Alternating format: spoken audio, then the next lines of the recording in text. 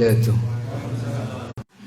إن الحمد لله نحمده تعالى ونستعينه ونستغفره ونعوذ بالله من شرور أنفسنا وسيئات أعمالنا.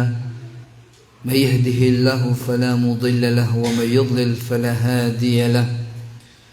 أشهد أن لا إله إلا الله وحده لا شريك له وأشهد أن محمدا عبده ورسوله لا نبي ولا رسول بعده. قال الله تعالى في كتابه الكريم: يا أيها الذين آمنوا اتقوا الله حق تقاته ولا تموتن إلا وأنتم مسلمون.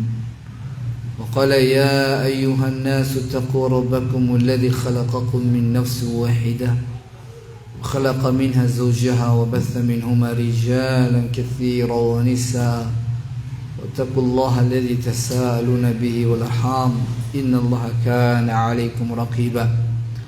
وقال: يا أيها الذين آمنوا اتقوا الله وقولوا قولا سديدا يصلح لكم أعمالكم ويغفر لكم ذنوبكم ومن يطع الله ورسوله فقد فاز فوزا عظيما.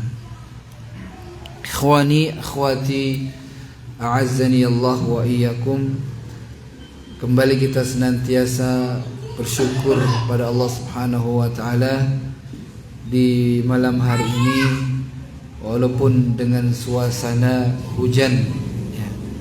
Allah Subhanahu wa taala masih menggerakkan kita semua untuk menghadiri salah satu di antara majlis zikir, untuk menghadiri salah satu di antara majlis yang menjadikan biiznillahi ta'ala keimanan kita semakin meningkat, keimanan kita semakin menguat, sehingga para salaf ketika mereka melihat ada majlis ilmu, maka mereka saling mengatakan kepada sesama mereka, hayya najlis nu'min sa'ah. Ayo mari kita ikut mengaji, hadir ke dalam majlis ta'lim, nu'min sa'ah, untuk sejenak beriman ya. Karena dengan kita menghadiri majlis, maka kita akan mengingat Allah Subhanahu wa ta'ala. Kita mengingat janji-janji Allah Subhanahu wa ta'ala. Kita mengingat surga, kita mengingat neraka, kita mengingat tujuan dari Allah Subhanahu wa ta'ala menciptakan kita. Kita mengetahui kembali dan mengingat kembali apa yang harus kita lakukan selama kita hidup di dunia ini ya. Semakin kita jauh dari ilmu, semakin kita jauh dari orang-orang yang menuntut ilmu, maka bisa jadi kita terseret dengan arus kehidupan dunia ini, sehingga lambat laun iman kita menipis, bahkan bisa jadi iman kita hilang. Na'udzubillahi min dzalik. Sehingga di antara cara menjaga agar iman kita selalu dalam kondisi full, minimalnya 95% ya.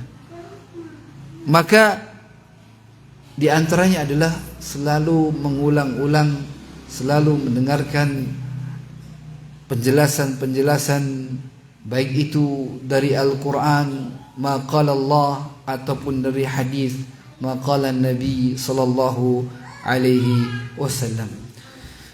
Jemaah yang dimuliakan Allah Subhanahu wa taala, pada kesempatan yang lalu kita telah masuk kepada bab yang ke-6 dalam kitab Riyadhus Shalihin, yaitu babut taqwa. Dan sudah kita bacakan beberapa ayat sebagaimana muallif sebelum menyebutkan hadis-hadis yang ada kaitannya dengan bab yang beliau angkat, mesti dimulai dahulu dengan menyebutkan apa? Ayat-ayat Al-Quran yang ada kaitannya dengan pembahasan yang beliau angkat. Dan sudah kita sebutkan beberapa ayat pada kesempatan yang lalu, berarti 2 bulan yang lalu, tahun 2023 ya. Karena saya terakhir di bulan Desember ya, dan bulan Januari kemarin Saya uzur, ya. Saya uzur. Ini bulan Februari, ya. Dan pada kesempatan yang lalu sudah kita sebutkan bahwa takwa itu intinya secara bahasa adalah ja'lu syai'i wiqayatan. Kita berusaha menjadikan atau memiliki wiqayah, ya, sesuatu yang bisa melindungi, sesuatu yang bisa menjaga, ya. Dan secara istilah takwa itu adalah seorang menjadikan antara diri dan apa yang ditakutinya sesuatu yang bisa menghalanginya, sesuatu yang bisa membentenginya. Ketika seorang bertakwa kepada Allah Subhanahu wa taala, maka dia menjadikan sesuatu yang bisa membentengi dari murka Allah Subhanahu wa taala. Itulah ketakwaan. Dengan apapun yang dilakukan yang bisa menjadi benteng, yang bisa menjadi tameng. Dan di antara definisi takwa yang sudah kita sebutkan beberapa sebutan dari para ulama, definisi para ulama. Dan di antara yang paling lengkap, singkat, padat dan mencakup adalah apa yang dikemukakan oleh Imam Talq bin Habib rahimahullahu taala, di mana beliau mengatakan bahwa takwa itu adalah al-amalu bi ta'atillah ala nurin minallah tarju sawaballah wa takhafu wa tatruku ma'siyatallah ala nurin minallah takhafu iqaballah.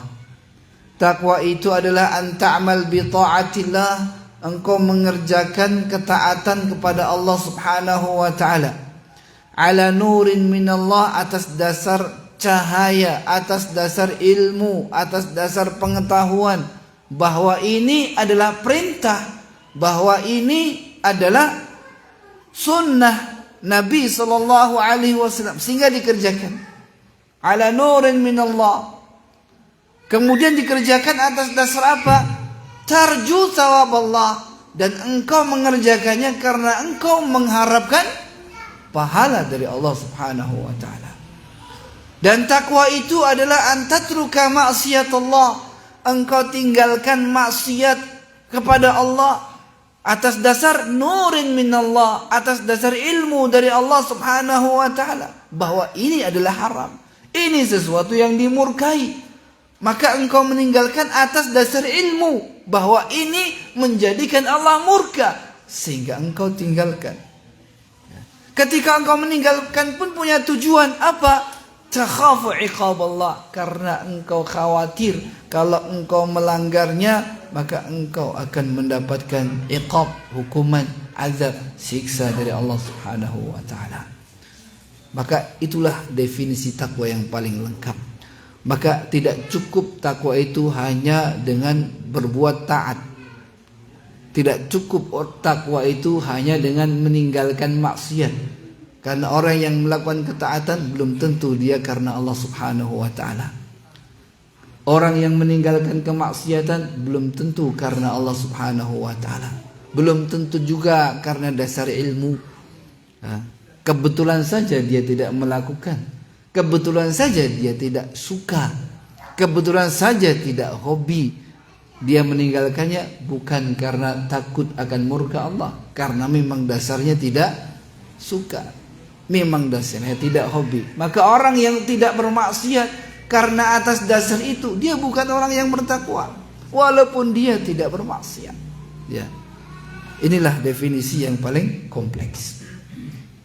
Kemudian kita masuk kepada hadis yang pertama. Setelah kita sebutkan pada kesempatan yang lalu beberapa ayat yang berkaitan dengan takwa. Hadis yang pertama secara urutan yaitu hadis nomor 69, ya. Hadis nomor 69.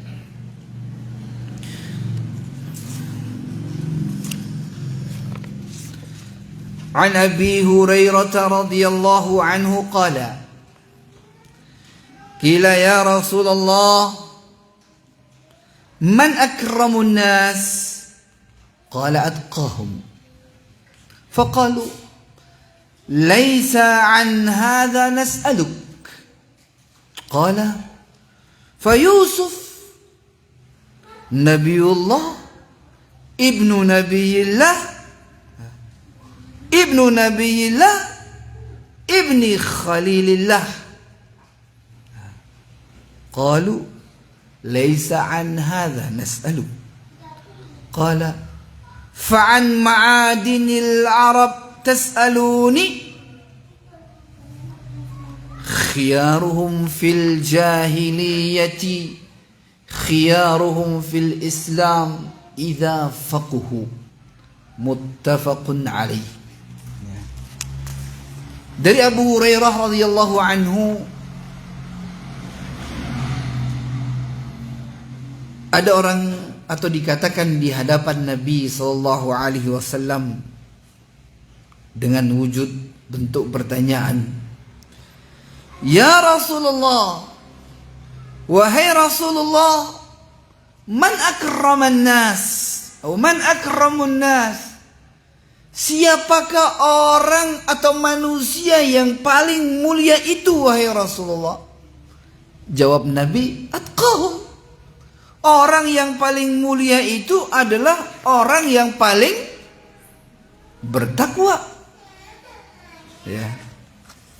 Lalu kata para sahabat, qalu, mereka bertanya, laisa an hadza nas'aluka. Wahai Rasulullah, maaf, bukan ini yang kami maksud. Bukan ini jawaban yang kami inginkan. Kami tidak memaksudkan jawaban ini. Qala, lalu Rasulullah menjawab dengan sisi yang lainnya. Kalau begitu, manusia yang paling mulia itu adalah Yusuf, kata Rasulullah. Kenapa? Yusuf Nabiullah. Yusuf itu adalah salah seorang nabinya Allah, ibnu Nabiyillah, dan dia juga putranya Nabi, ibnu Nabiyillah, dan kakeknya juga Nabi, ya. Ibnu Khalilillah, ya. Dan sampai kepada Ibrahim alaihissalam, nasabnya, ya. Maka berikutnya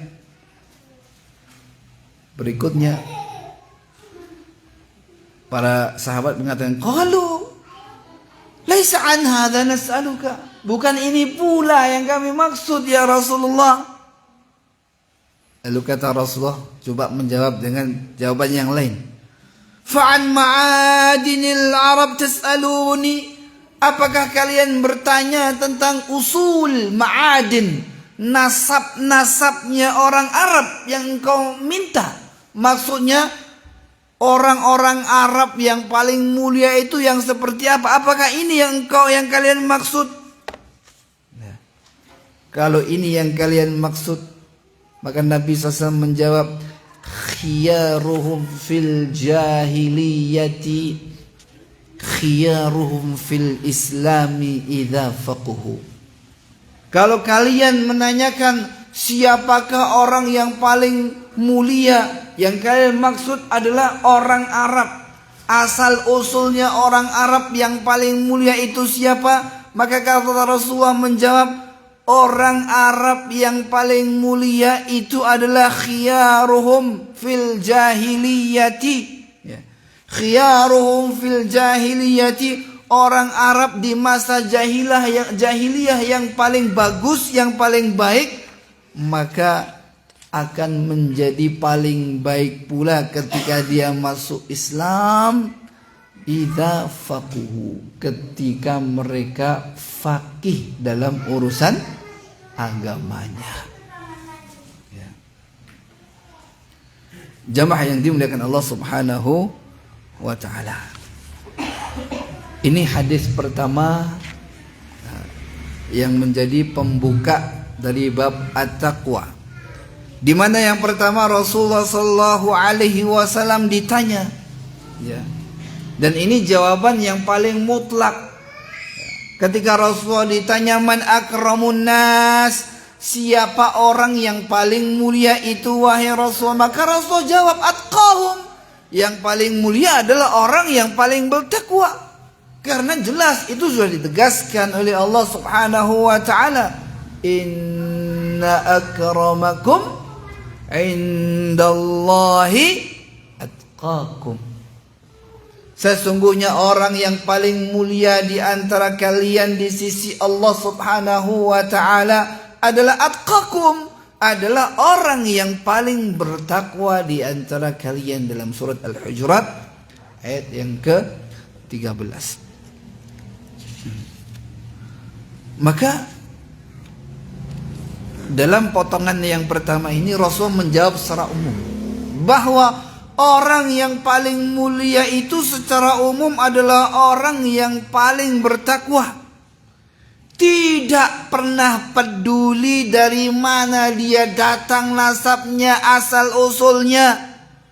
Tidak pernah peduli bagaimana derajatnya. Tidak pernah peduli berapa banyak uangnya dan hartanya. Tidak pernah peduli bagaimana bentuk paras wajahnya.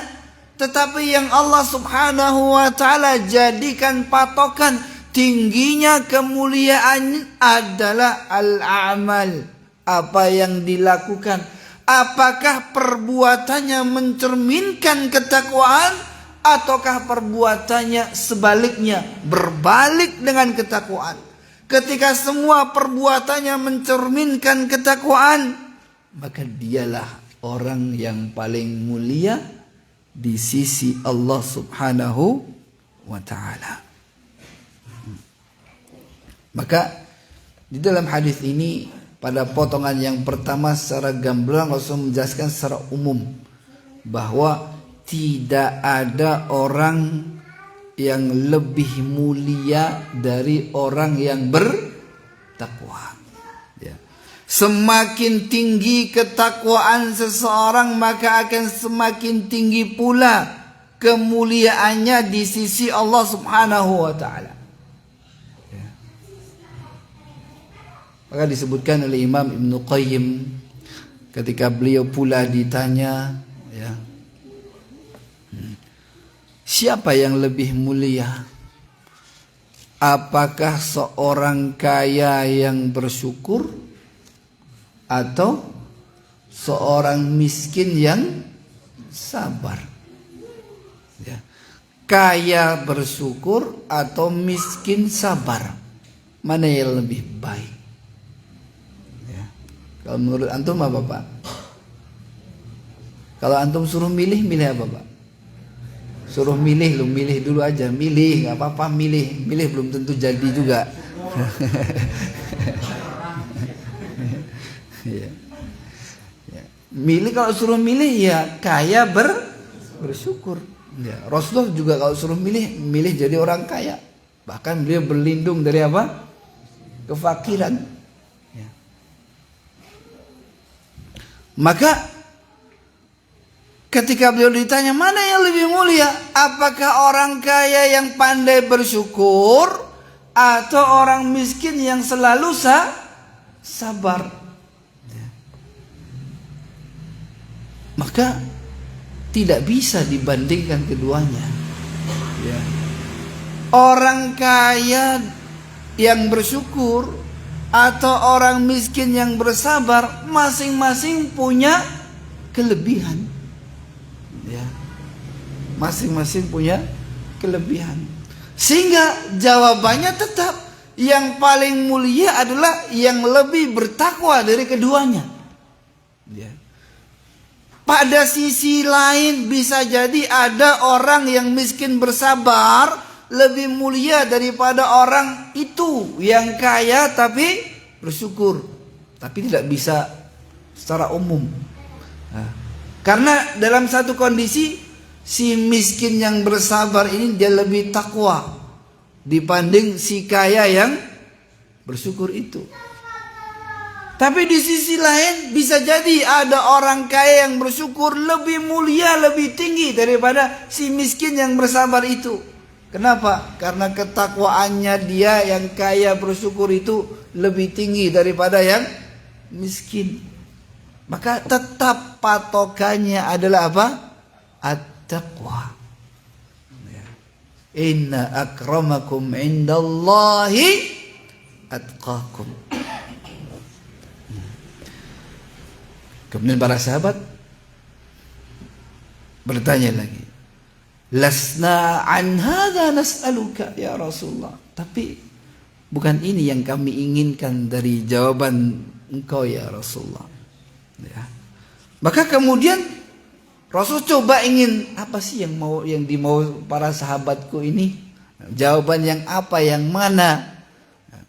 Kemudian Rasul coba mengkaitkan, mungkin yang ditanya adalah orang. Ingin mengatakan siapa manusia, yaitu orangnya mana, namanya siapa. Maka Rasul coba menjawab, kalau memang yang diinginkan itu fa Yusuf alaihissalam. Kalau bukan yang pertama yang kalian maksud, orang yang paling bertakwa, yang paling mulia, bukan itu yang kalian inginkan. Ketika kalian coba ingin yang lain, manusia siapa? Yusuf alaihissalam, kata Rasulullah. Ya.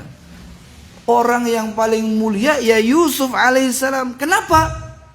Karena Yusuf itu adalah nabi. Dia putranya nabi. Ya. Maka Yusuf itu adalah Yusuf bin Yaqub bin Ishaq bin Ibrahim alaihissalam. Ya. Bapaknya nabi, kakeknya nabi, buyutnya juga nabi. Gak ada yang bisa ngalahin dia. Nabi Muhammad saja kalau secara nasab bapaknya bukan nabi. Yusuf ini bapaknya nabi, kakeknya nabi, buyutnya juga nabi. Maka Yusuf yang paling mulia di muka bumi ini, manusia yang paling mulia di sisi Allah. Ya. Sudah keturunan nabi asli, nggak putus, ya, nggak putus. Ya. Qalu, tapi maaf ya Rasulullah, bukan ini pula yang kami maksud. Yang mana ini yang kalian mau ini? Ya. Qalu, lasna an hadza nas'aluka ya Rasulullah. Tapi bukan ini yang kami maksud ya Rasulullah. Qala, apakah kalian itu ingin bertanya tentang asal usul orang Arab? Ya. Siapa orang Arab yang paling mulia itu? Kalau itu yang kalian maksud, maka kata Rasulullah, khiyaruhum fil jahiliyati khiyaruhum fil Islam idza faquhu. Orang yang paling mulia di zaman jahiliyah, nasabnya mulia di zaman jahiliyah, usulnya adalah orang yang baik di zaman jahiliyah dan dihargai, dihormati di zaman jahiliyah karena memiliki nasab yang mulia, maka dia juga akan menjadi orang yang paling mulia ketika dia masuk Islam dengan syaratnya. Ketika orang itu nasabnya baik, nasabnya bagus, ketika dia termasuk orang yang bertakwa, orangnya baik, maka harus dimuliakan lebih daripada yang lain. Ya.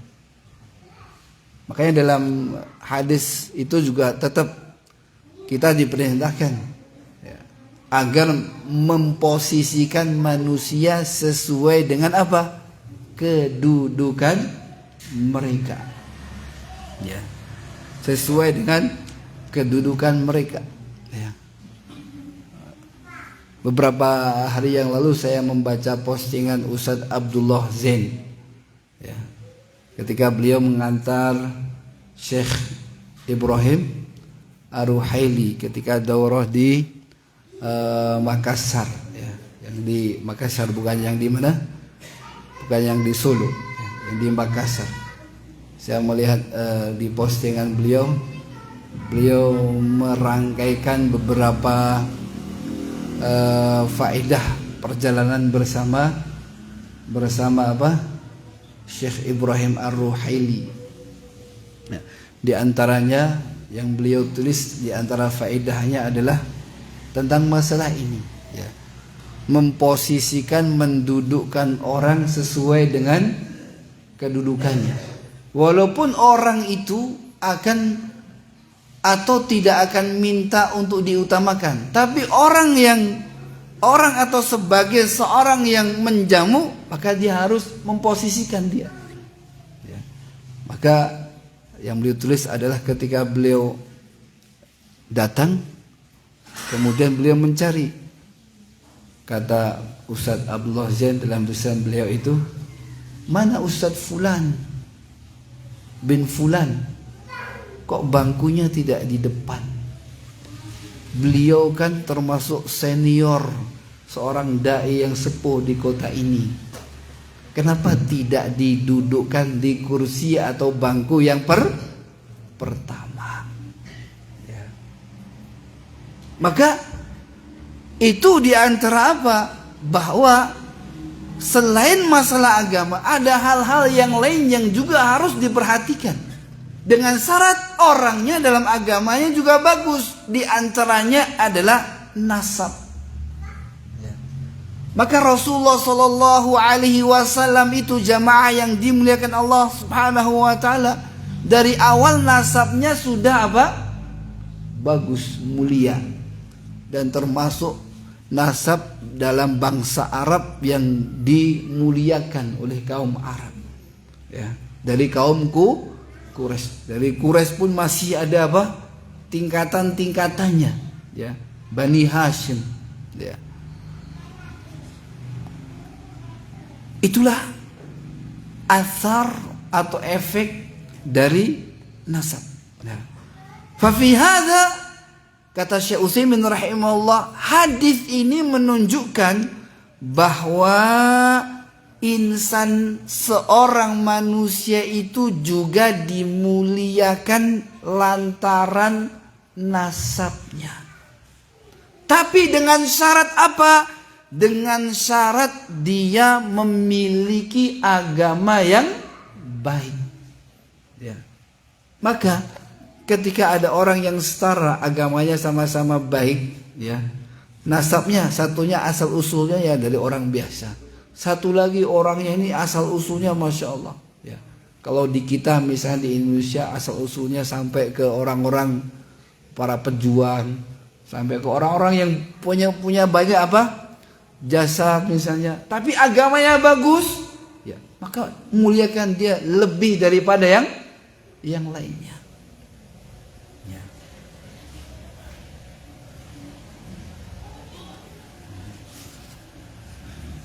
Walaupun tetap, ya, tolak ukurnya, endingnya adalah apa? Takwa dan agama. Ketika ada orang nasabnya bagus, ya, tetapi agamanya tidak bagus, maka nasabnya tidak ada manfaatnya. Ya. Jadi nasab itu diakui, nasab itu bisa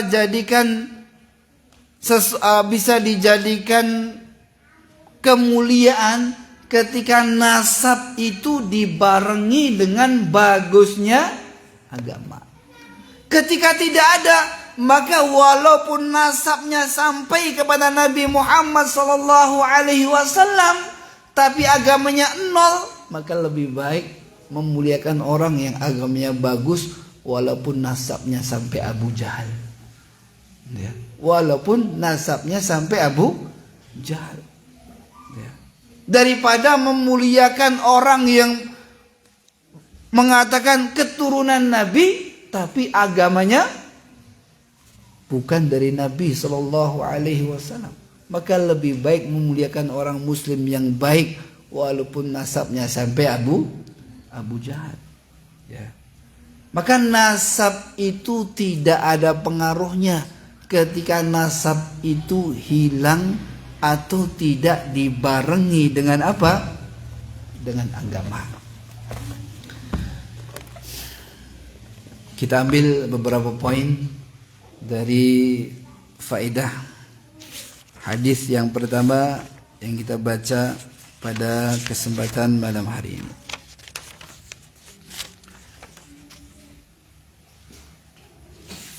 Yang pertama,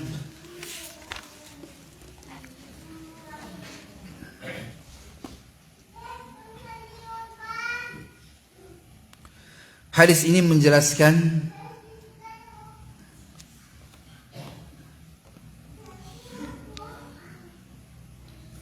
bahwa manusia itu bermacam-macam dari asal usulnya.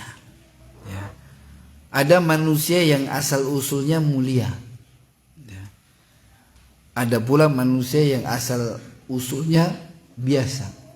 Ya. Memang seperti itu.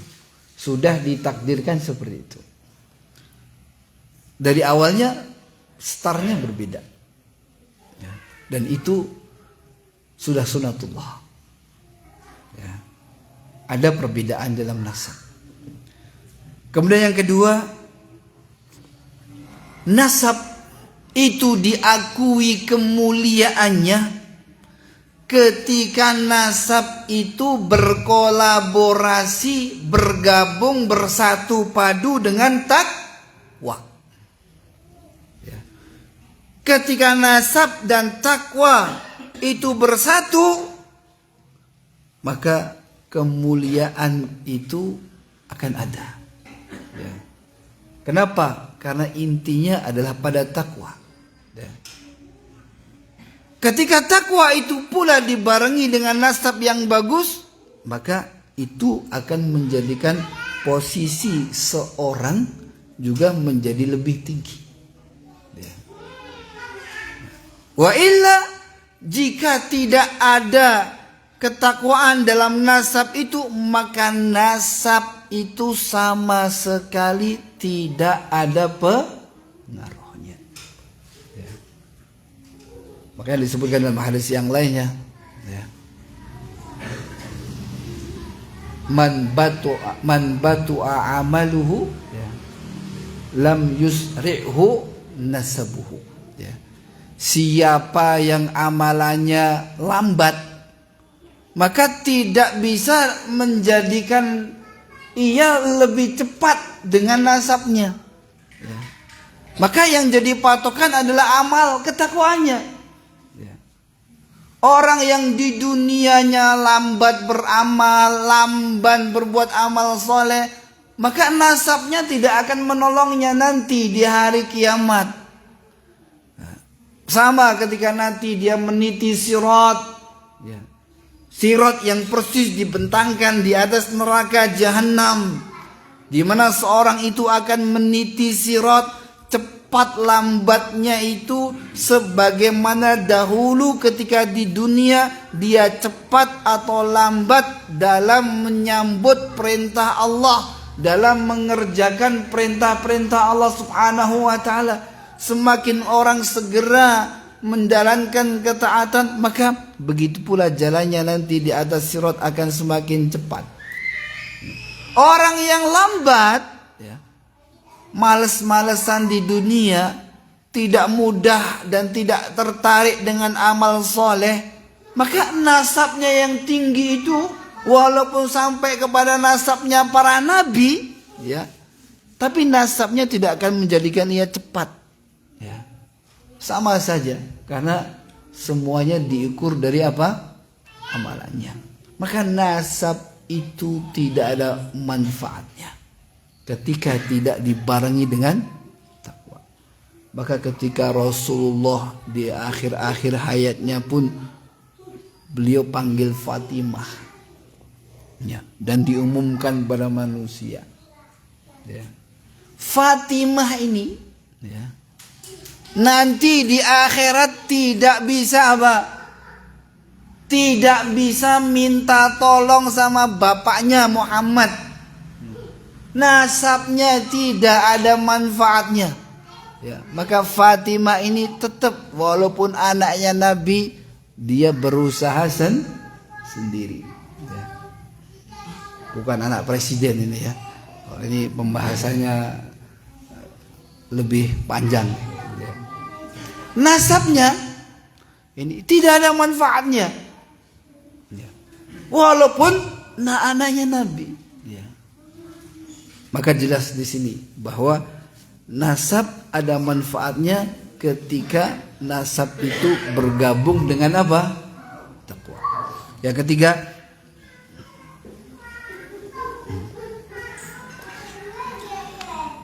seseorang dimuliakan sesuai dengan kadar takwanya.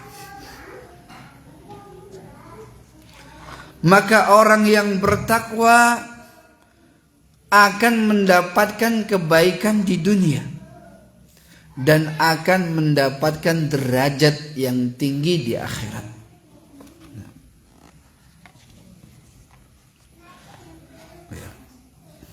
Kemudian yang keempat,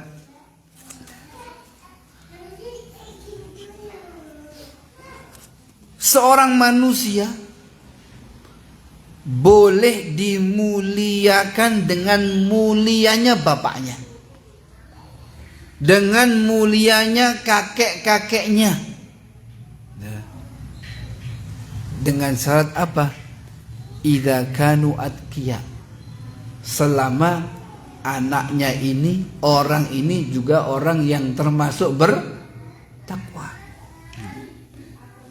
dan mengikuti langkah-langkah bapaknya dan kakeknya yang bertakwa.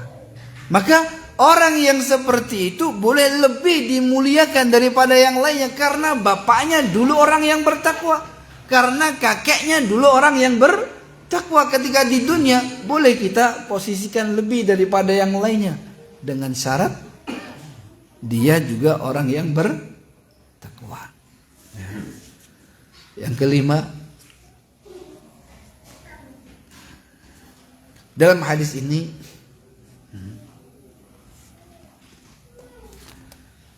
disebutkan kemuliaan salah satu di antara para nabi, yaitu siapa? Yusuf alaihi salam. Di mana Yusuf alaihi salam itu telah mengumpulkan makarimul akhlak. Nabi Yusuf alaihi salam itu telah mengumpulkan akhlak yang mulia, telah mengumpulkan agama yang bagus, dan juga nasab yang mulia.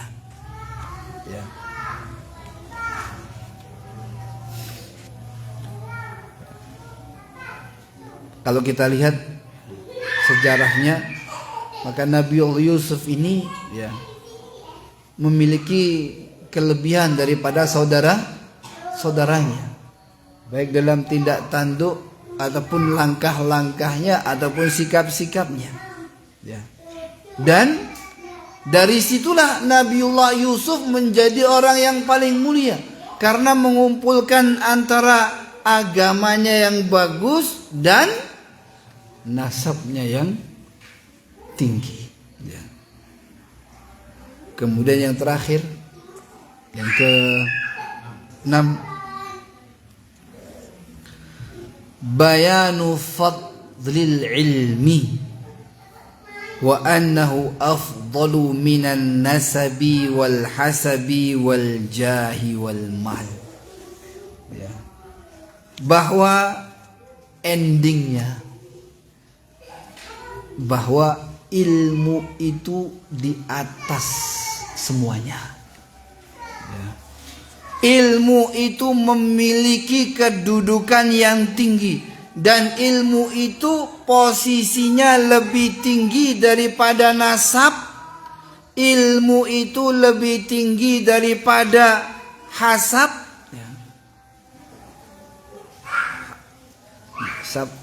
Hasab.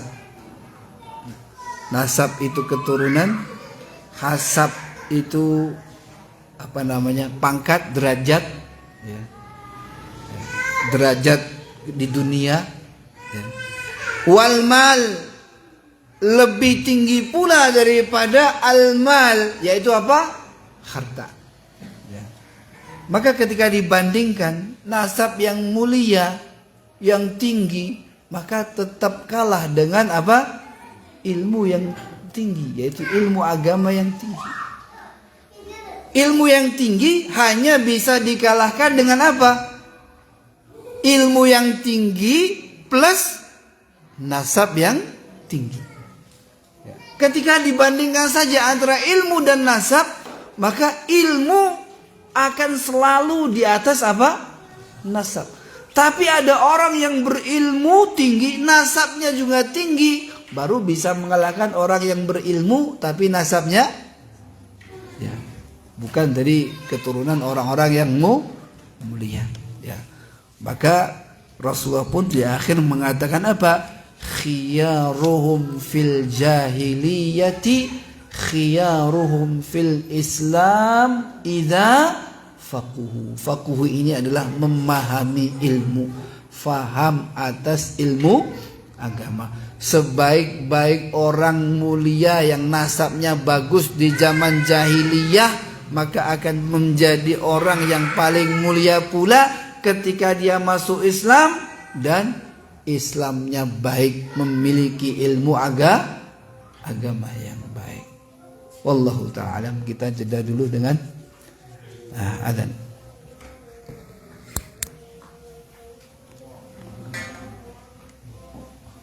Bismillah.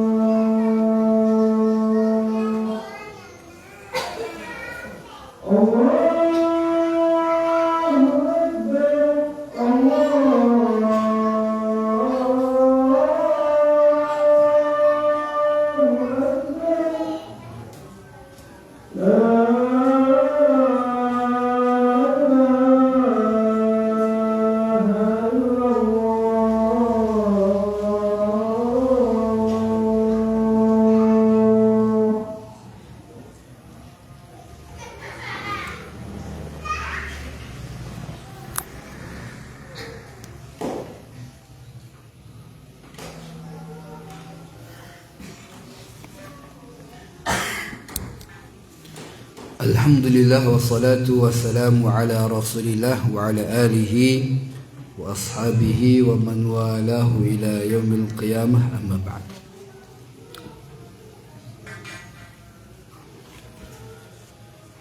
Satu hadis lagi. Hadis yang ke-70. Hadis yang ke-70. Hadis kedua dari bab at-taqwa. An Abi Sa'id Al-Khudri radhiyallahu anhu 'anil Nabi sallallahu alaihi wasallam qala. Dari Abi Sa'id Al-Khudri radhiyallahu anhu dari Nabi sallallahu alaihi wasallam qala. Rasulullah bersabda, Inna dunya hulwatun khadirah wa inna allaha mustakhlifukum fiha fayanzuru kaifa ta'malun fattaqud dunya wattaqun nisa fa inna awwala fitnati bani Israil kanat fin nisa. Rawahu Muslim. Rasulullah bersabda, Inna dunya hulwatun khadirah. Wahai para sahabatku, dunia ini ijo royo-royo. Hulwah, manis, khadirah, manis dan hijau. Hijau ini biasanya apa? Warna yang mata kita itu menjadi apa? Tertarik. Ya. Makanya kalau kita lihat sekarang banyak spot-spot, ya, itu rata-rata di alam-alam. Ya. Karena memang itulah yang menyejukkan mata, melihat yang hijau-hijau. Ya.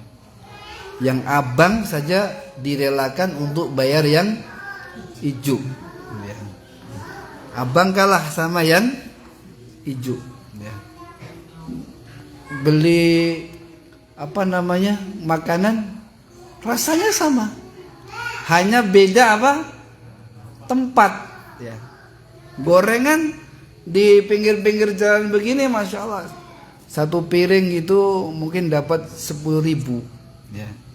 Kalau di tempat yang dibikin spot, pemandangannya hijau-hijau, luas, satu piring bisa 60.000. Ya. Menarik. Ya. Kata Nabi sallallahu alaihi wasallam, Inna dunya hulwatun khadirah. Dunia itu manis kalau dicicipi, kalau dilihat mata apa? Hijau. Ini mengibaratkan bahwa dunia itu menarik manusia.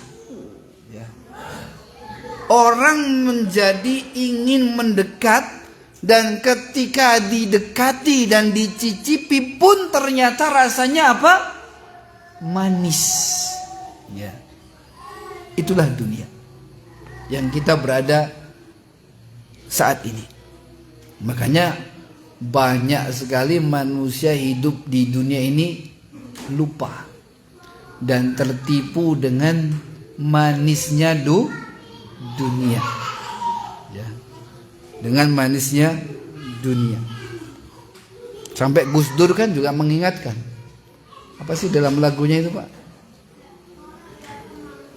Gus Dur mengingatkan tentang dunia itu apa lagunya, Pak? Hah? Apa, Pak? Hah? Biasanya dengar di selawat Gus Dur itu. Ya. Itu disepakati semua umat Islam bahwa dunia itu memang menipu. Apa sih liriknya, gimana sih, Pak? Hah? Liriknya na gitu kan ya. Paes-paesin dunyo gitu kan, enggak salah ya. Kayaknya gitu. Duh, itu ada yang apa itu kayaknya? Yang di luar itu. Ya. Gimana Pak? Liriknya gimana Pak? Hah?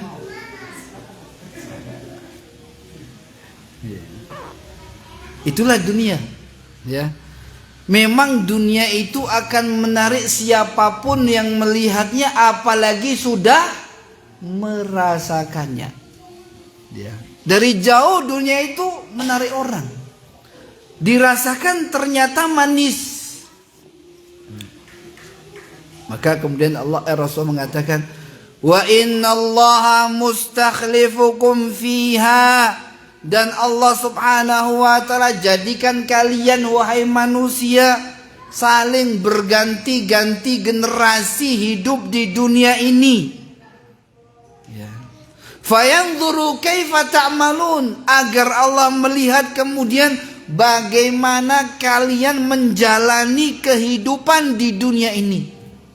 Ini sudah mati, diganti lagi anak-anaknya, mati lagi, diganti lagi oleh anak cucunya, mati lagi, diganti lagi, sampai nanti hari kiamat. Allah hidupkan kita dan dijadikan dunia ini selalu ada yang ngisi sampai waktunya nanti hari kiamat. Itu hanya Allah ingin melihat bagaimana setiap generasi yang hidup di dunia ini menjalani kehidupan di dunia ini. Yanzur kaifa ta'malun. Allah ingin lihat apa yang dilakukan kalian di dunia ini. Lalu kata Rasulullah sallallahu alaihi wasallam, "Fattakud dunya wa takun nisa." Ya, maka hati-hatilah kalian, karena dunia itu hijau manis, maka hati-hati kalian terhadap dunia. Jangan tertipu, jangan terlena. Watakun nisa, berikutnya juga hati-hati kalian, bertakwalah kalian dalam masalah wanita. Ya. Hati-hati, bertakwalah kalian dalam masalah dunia, jangan sampai tertipu, jangan sampai terlena. Ya. Kita hidup di dunia, tapi jangan sampai kita terlena dengan dunia. Kita hidup di dunia membutuhkan hal-hal agar kita bisa hidup di dunia. Tapi jangan sampai kita lupa sehingga tujuan kita menjadi tujuan apa? Duniawi. Sehingga Allah subhanahu wa ta'ala sering-sering mengingatkan kita banyak sekali agar kita jangan pernah sampai kemudian tertipu dengan manisnya, dengan indahnya dunia ini. Dalam surat Luqman, Allah subhanahu wa ta'ala berfirman pada ayat yang ke-33, A'udzubillahi minasyaitonirrajim, "Fala taghurrannakumul hayatad dunya wa la yaghurrannakum billahil gharur." Jangan sampai dunia ini menipu kalian, sehingga kalian lupa, terlena dari Allah subhanahu wa ta'ala. Ya. Kemudian Rasul mewasiatkan berikutnya, watakun nisa, yang kedua, kalian hidup dunia hati-hati pula dengan wanita, bertakwalah pula kalian terhadap urusan wanita. Kata Rasulullah, fa inna awalu fitnati bani Israel kanat fin nisa, karena sesungguhnya awal mula rusaknya Bani Israel itu dimula-mulai dari apa? Wanita, rusaknya wanita.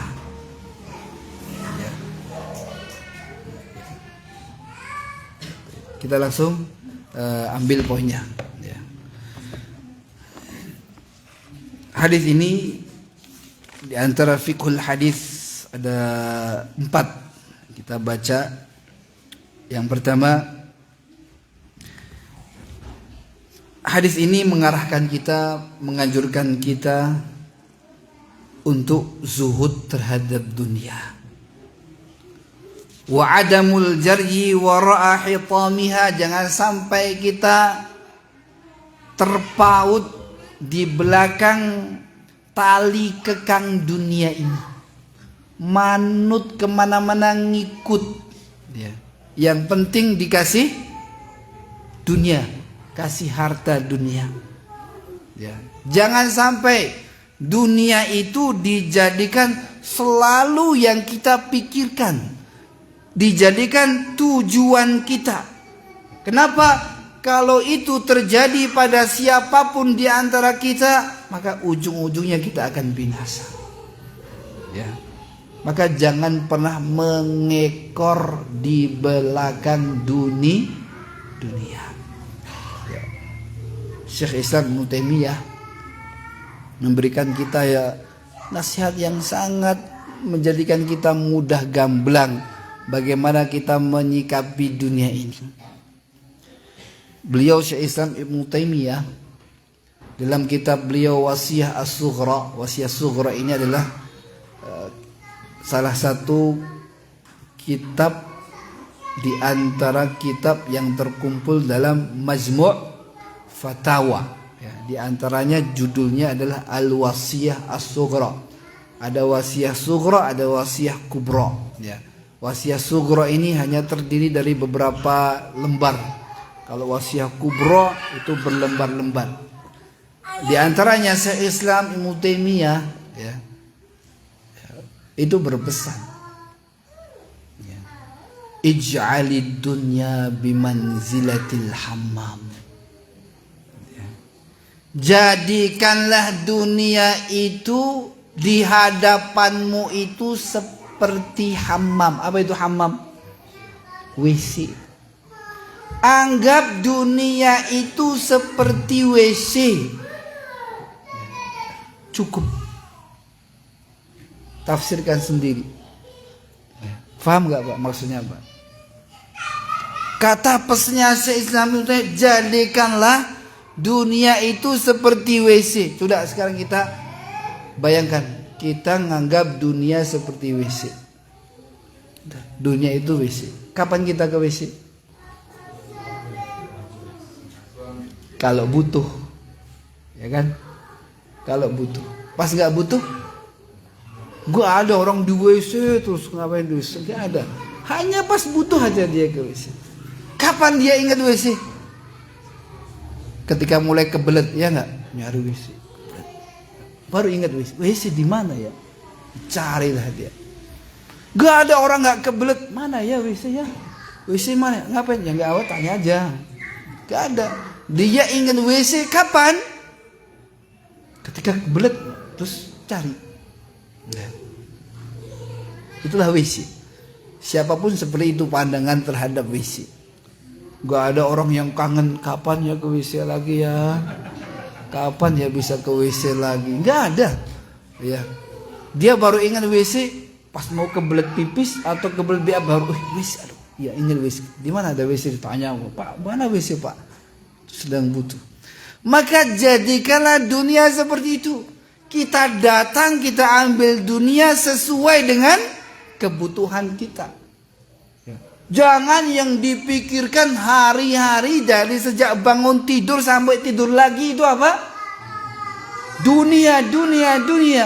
Kalau orang yang dari bangun tidur sampai tidur lagi yang dipikir adalah dunia, seperti orang di dunia ini yang dipikir apa? WC, WC, WC. Padahal dia nggak butuh WC, tapi yang mikir WC, kapan yang ke WC, di mana ada WC. Maka jadikanlah dunia seperti itu. Ya, mudah sekali. Ya, mudah sekali. Yang kedua,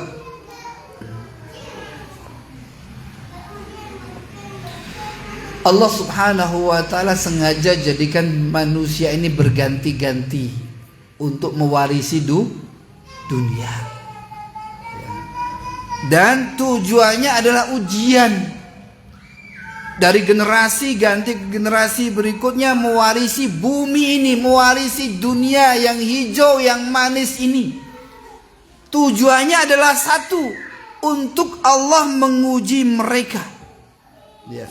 Apakah ada di antara mereka yang sadar bahwa dunia yang hijau, yang manis ini hanya sementara, bukan tempat tinggal mereka yang kekal selamanya. Kemudian mereka mencari bekal dari dunia ini secukupnya. Atau sebaliknya, apakah manusia itu seakan-akan hidupnya hanya sekali, yaitu hidup di dunia ini. Kemudian segalanya yang dipikirkan tujuannya adalah mendapatkan kebahagiaan dunia. Nah. Yang ketiga, al-hadru minal iftitan bin nisa. Dalam hadis ini ada peringatan kuat. Jangan sampai manusia itu tergoda dengan an-nisa, yaitu wanita. Dengan cara apa? Dengan cara menghindari jalan-jalan yang menjadikan manusia itu bisa terjerumus ke dalam maksiat yang hubungannya kaitannya dengan wanita. Makanya di dalam Islam itu banyak sekali hal-hal pembatasan antara laki-laki dan perempuan. Tujuannya apa? Tujuannya agar mengkat, ya, memotong hubungan laki-laki dan perempuan. Karena memang secara sunnah laki-laki dan perempuan itu ketika sudah cocok segalanya dilakukan. Ya, segalanya dilakukan. Bahkan kawin lari aja apa? Ada. Ya. Kalau sudah cocok nggak perlu ada wali, nggak ada siapa-siapa, lari berdua. Ya. Ketika sudah cocok. Maka dalam Islam itu semua jalan-jalan yang mengarahkan kepada zina, ya, itu ditutup sedini mungkin.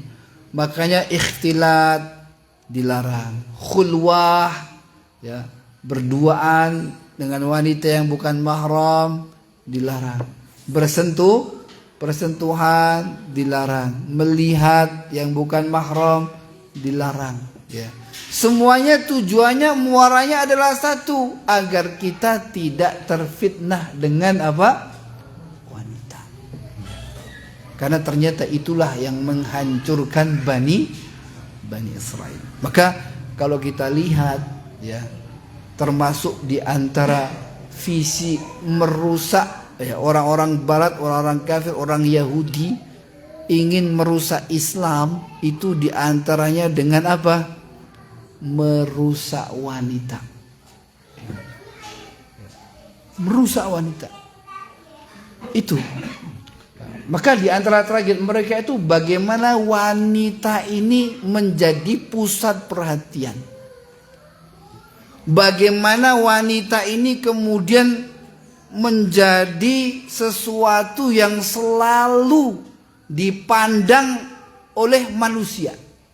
Sehingga wanita itu bak boneka, dijadikan seperti boneka agar bisa menarik perhatian manusia. Coba kalau kita lihat otomotif, mobil, apa hubungannya sama ada pajangan wanita seksi-seksi di mobil itu? Sebenarnya nggak ada hubungannya, tapi mesti ada, ya, mesti ada, ya. Rokok, tukang ide rokok itu di pasar sapi, pasar kambing, ya kan? Yang dipilih yang kayak apa wanitanya? Yang masya Allah, ya. Yang masya Allah, udah sering suka main ke pasar sapi, pasar kambing, Pak. Biasanya ada tukang rokok, ya kan, bawa itu. Yang dipilih apa? Kayak yang di mall-mall, ya, kayak yang di mall-mall. Memang tujuannya seperti itu, ya. Dan orang Barat seperti Islam itu bisa rusak ketika mereka sudah gandrung dengan para wanita, sehingga wanita dihias-hiasi, ya, dimotivasi untuk seperti itu, ya. Kemudian yang terakhir, ya,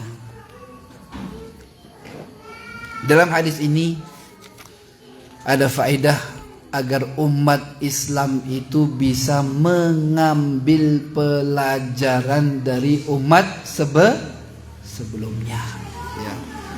Kalau Bani Israel itu binasa gegara wanita, maka jangan sampai umat Islam juga binasa gegara wanita. Ya. Gara-gara wanita binasa, Maka jangan sampai kita seperti Bani Israel. Itu sudah disebutkan Nabi, jangan sampai kalian seperti Bani Israel. Bani Israel itu mereka binasa sebab apa? Sebab rusaknya wanita. Sebab mereka kemudian terfitnah dengan para wanita. Kalau di atas ada para wanita, maka maksudnya bukan menjadikan wanita itu ketika lahir menjadi sebab kebinasaan. Bahkan wanita ketika mulia, maka itu menjadi sebab apa? Kemuliaan. Wanita yang rusak yang menjadi fitnah. Bukan wanita secara umum, tapi wanita yang sudah dirusak kemudian menjadi fitnah untuk umat. Itulah yang akan merusak. Adapun wanita-wanita yang soleh, maka jelas kata Nabi sallallahu alaihi wasallam, khairu mata'id dunya al-mar'atu as-salihah. Sebaik-baik perhiasan dunia adalah wanita-wanita yang salihah. Demikian yang kita bahas pada kesempatan malam hari ini, 2 hadis dari hadis at-taqwa. Semoga pembahasannya bermanfaat dan juga bisa meningkatkan ketakwaan kita kepada Allah Subhanahu wa taala, yang kemudian kita bisa menginternalisasikan ketakwaan di dalam kehidupan kita sehari-hari. Kita tutup dengan doa kafaratul majlis. Subhanakallahumma wa bihamdika asyhadu an la ilaha illa anta astaghfiruka wa atubu ilaik. Assalamualaikum warahmatullahi wabarakatuh.